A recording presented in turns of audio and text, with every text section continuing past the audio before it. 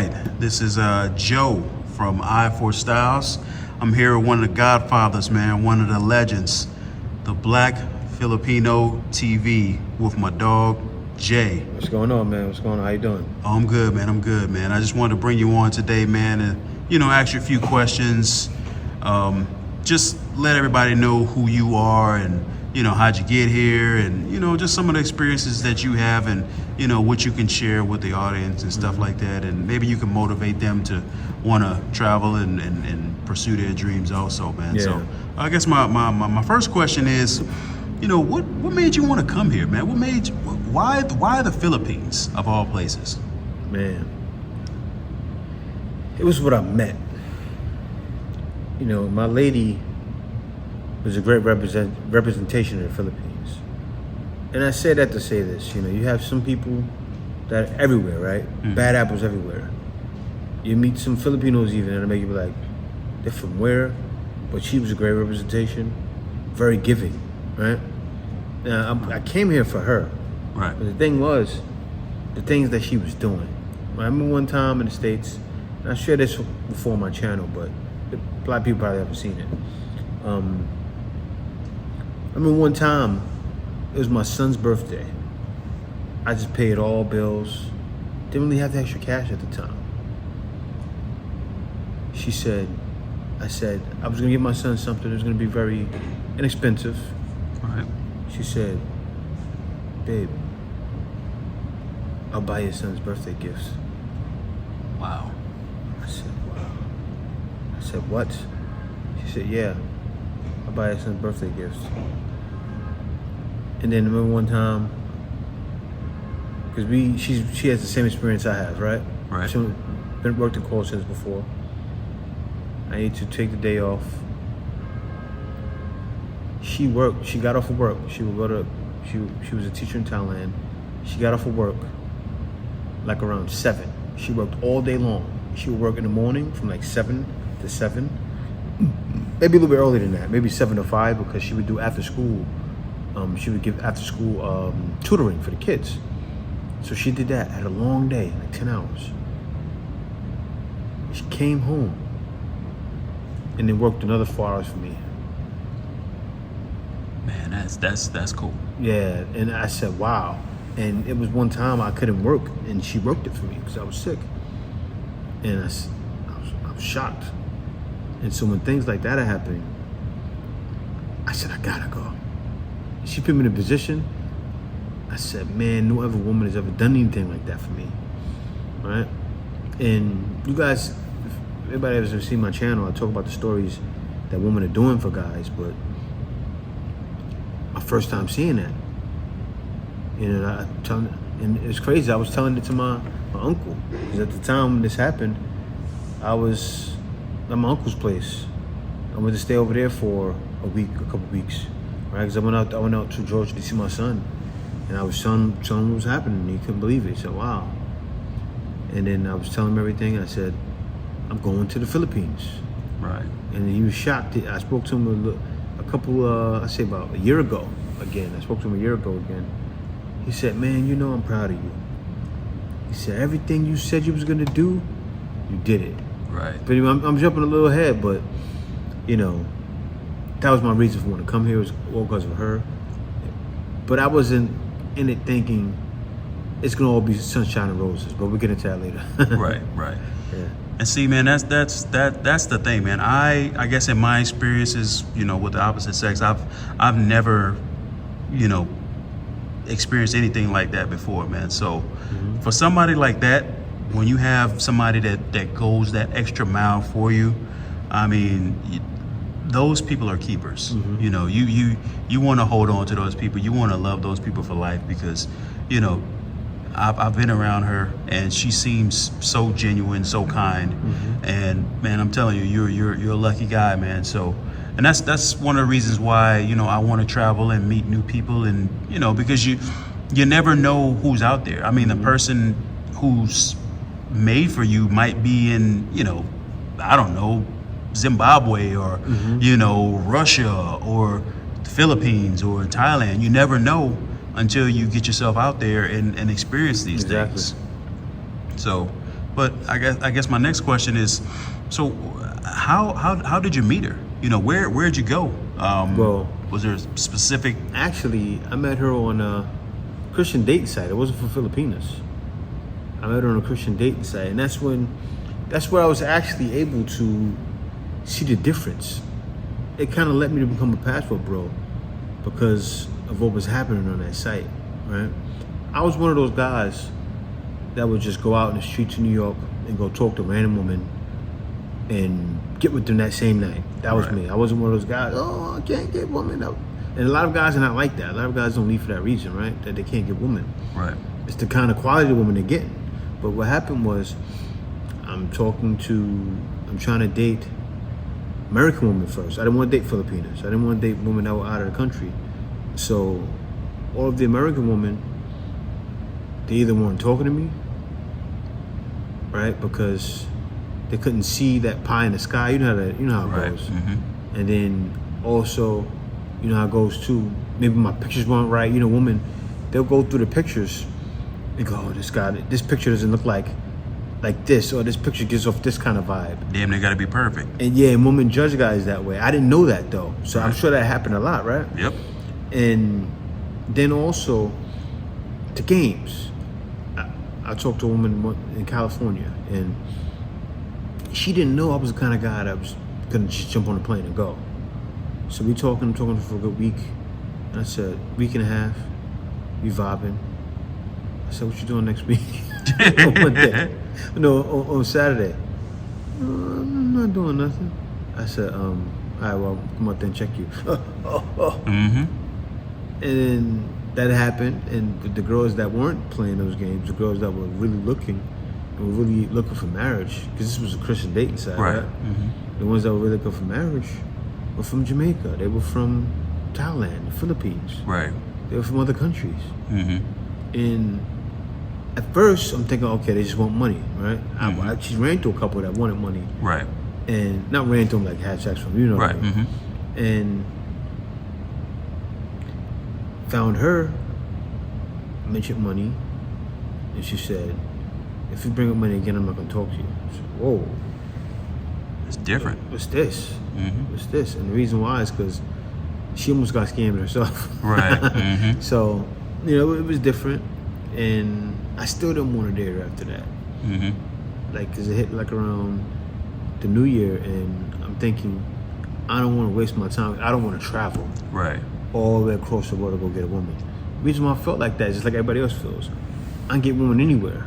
A lot of guys feel like I'm not going to go all the way there to get a woman. I can get a woman here. Right. And guys think like that and don't understand, oh no, sometimes you're not going to get a woman like you're going to get overseas. Right. Because those are the women of how your grandmother was. Mm-hmm. Right? 'Cause even guys' mothers are not like, and I can't say it, not every woman's like that overseas too, right? But Right. still, a lot of times you gotta step out to get what's yours. Right. Mm-hmm. Right. And see, that's exactly, that's exactly what I'm trying to do, man. Just trying to step out, get out of my comfort zone.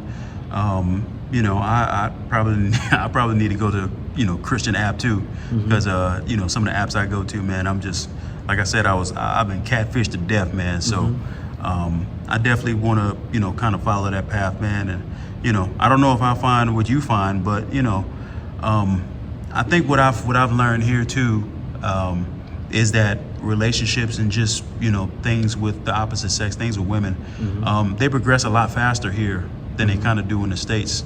Things are kind of slower there, kind of slower paced, and the girls have a ton of options there, so they can kind of slow play it there. But here, if a girl likes you, and I'm not saying it happens all the time, but usually if they like you, they want to get things going. I don't want to play these games. I want to see what's going on, because I want to there's an end goal to this.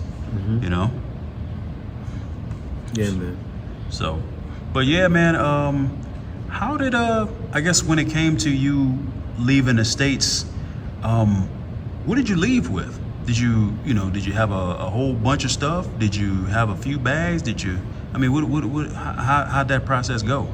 Well, man, when I left, this happens to a lot of guys too. When I left, I didn't care about the stuff. I didn't care anymore. Right. I had a whole bunch of stuff in upstate, because I was in upstate New York, and they had the town hall where they would take your clothes, you donate the clothes to the town hall. So I had probably like 5 suit coats, a bunch of sweaters. I didn't need sweaters anymore. I was going to the Philippines. Right. Mm-hmm. So all those sweaters, I said, hey, take the sweaters. I didn't take the corduroy pants. I didn't need them either. Mm-hmm. Gave me the corduroy pants. Pretty much most of my stuff. Then I bought some stuff gave some stuff to like family, gave it away. And then I took my computer. I had a iMac, right? It was old. It was like, I got it in like, this is how long ago I came out here. I got it in like 2010. It was 2015, right? About 5 years old. And it was too big. I felt it was too, I probably could have bought it, but I felt it was too big. And I gave it away. I gave it away to the church. Right. I said, hey, you guys can have it. You guys can use this. Because they were starting to edit videos. So you can use the edit videos. There's an editing program in there. Gave away my iMac. Because that's how much I wanted to come. And everything else and just left. That's what's up, man. Yeah, didn't have much. I didn't have a car. I was working at home, so I didn't need a car. Right. And that's what kind of led me to the Philippines too, working at home. So that's what I did, man. Okay, cool, man, cool. So, okay, I know in my situation, it took me a minute to come here. You know, I kept looking at the tickets, I kept looking at the prices, and I wanted to hit submit, and you know, I wanted to purchase it, but I guess something inside of me was kind of holding me back. But you know, I finally, you know, made that decision to buy the ticket, to purchase a ticket, to get on the plane, to take the journey over here. You know, what did you feel nervous? Did anything stop you? Did it take you a while, or how did you approach that? And it took me, I was supposed to come probably 9 months before I did. 9 to 11 months before I did. Right. And I was hesitant because, you know, when I'll be real with you, I wasn't like an avid traveler at the time, right? Right. I would go like different places in the States. I wasn't country hopping yet. I didn't country hop until after I came to the Philippines. That's when I started bouncing around. But I was nervous, you know. We got family, friends saying, you don't need to go out there, you don't need to go out there. Right. Man, you can get women here. I even have my pops, you can't get women here, man. Yep. And it's like, and it blew my mind people saying that, because I'm like, you know me. Right. You know, you know me. And anybody that knows me, they know I was the guy. I've been in New York City. I've told guys in New York City, we're going to get a girl tonight. Right. Not get a girl tonight. When I say get, I'm talking about smash something. We're gonna get something tonight. And that night, my man said, yo, you said this was gonna happen. I said, I told you. That's how my confidence was. But I was scared though. Right. Leave a country. I came out to the Philippines and I'm like, so I'm thinking in my head, jungle, you know. Right. I'm a New Yorker to the core. Hey, man, you going out there to the jungle? I'm gonna go. You know, being from where I'm from, you think that's how you think. And I was nervous, but I wanted to do it. I knew I had to do it. It's one of those things I felt. You get to the time in your life, like, man, it's either this or that. Right. It's either I make the change now and go all in, or I don't do it at all. Right. And my back was against the wall, and not against the wall in a negative way either. It was against the wall saying, you get scared thinking, I gotta make this better change for me. Sometimes when something is right and it's new, it's right, but it's new, so you're scared because you don't want to take the leap. Right. And I said, I have to take the leap, and it takes a lot, man. That's why I know why a lot of guys, especially brothers of my complexion or darker, I'm talking about because I'm black, right? Right. Don't travel because they're stuck in that same mind frame. They're stuck in that around the way mentality, and it's not even just being from the ghetto. It's just not going anywhere. There's Right. white people like that too, right? Mm-hmm. So I had to break it, and it's scary, man. It's scary to take that leap. So I get it why a lot of guys don't travel. It takes some guy like me. I didn't have to watch other people on YouTube, but I understand why guys watch people on YouTube. Right. Because it's kind of like you're playing double dutch. You're like, should I? And that's what happened. What you said, man. You didn't travel right away because you was playing double dutch the whole time. And you know, you gotta finally jump in. And when and double dutch is a good analogy because you jump in and you get hit with the rope. It's like, And I know I've jumped rope when I was a kid. Every man has jumped double dutch at one point, right? Just, you get, the rope hit you. Like, you gotta hit with the rope, you know, and go through the trials. But it's more good than bad. Way more good than bad. Yeah.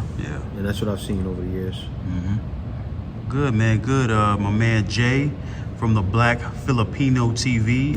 Before I let you go, man, you know, one encouraging thing, is there, I guess, any encouraging things you could say to, I guess, the viewers out there about, you know, who might be on the fritz about leaving, you know, who might be afraid to take that jump? Do you have any encouraging things to say to them? I say the reason why some of you guys may be afraid to take that jump is you may not feel you have the security, right? I say work on that. Work on something you can do, especially if you're young, to secure an income, make sure it's solid, and then just take the leap of faith. Or if you're a guy that or it's established already, take the leap of faith. And don't forget, you can always go back home. Right. If things don't work out, you can always go back home. You can always go run home to mama. Right. And not to say mama's gonna take you. You guys know this is a little bit joking in a way, but you can always go run home to mama, man, and you know, and she'll always be there to help you and pat you on the back and say, "I got you, baby." You know, you always got a home with me. You just got family to go back to. So, yeah. But that's why I think God should take a leap of faith. Go try it out, see how it is, and then tell me you don't regret it. It's worth it. Good, man. Good, man. So, again, this is my man Jay from the Black Filipino TV. Yeah, man. Tell them where they can reach you at, man. Give them an email or something. Yeah. If you want to reach me, the email is theblackfilipino@gmail.com. And if you want to know more about the Philippines, you can check me out on YouTube, the Black Filipino TV. I make a lot of content there about coming to the Philippines. Also, I'm going to start showing more of places to live and things to do because I've gotten away from them. I do more topic-based now, but I want to get more into showing you guys what to do, where to go, things like that. So be sure to stay tuned for that. All right, man. Thanks, brother. I appreciate it. For sure, no problem. All right, man. All right, peace.